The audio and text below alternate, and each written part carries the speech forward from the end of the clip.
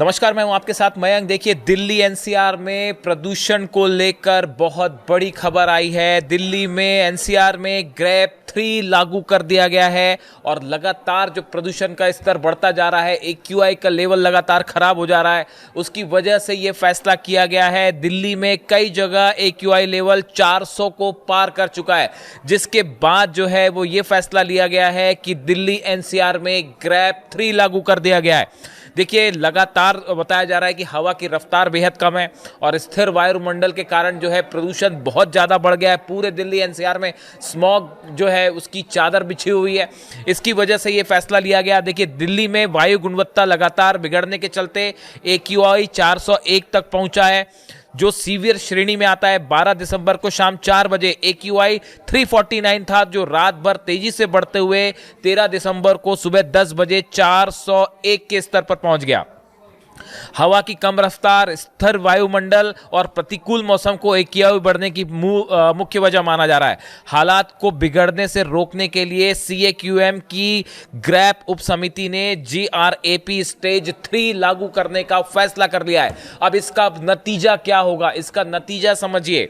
देखिए, लागू करने के बाद क्या असर होगा दिल्ली एनसीआर पे, आप पे क्या असर होगा, इसको समझिए। बाहरी और दिल्ली के अंदर की डीजल बसों पर पूरी तरह से रोक लग जाएगी।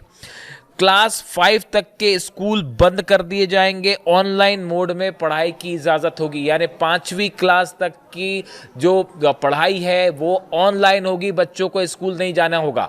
ये बड़ी खबर, ये दिल्ली के लिए, एनसीआर के लिए, यानी नोएडा, गाजियाबाद, फरीदाबाद के लिए भी नियम लागू होगा। स्टोन क्रशर और खनन संबंधी गतिविधियों पर रोक लग जाएगी। इमरजेंसी सेवाओं को छोड़कर डीजल जनरेटर पूरी तरह से बंद हो जाएंगे। कंपनियों में वर्क फ्रॉम होम या हाइब्रिड मोड में काम करने की सलाह होगी।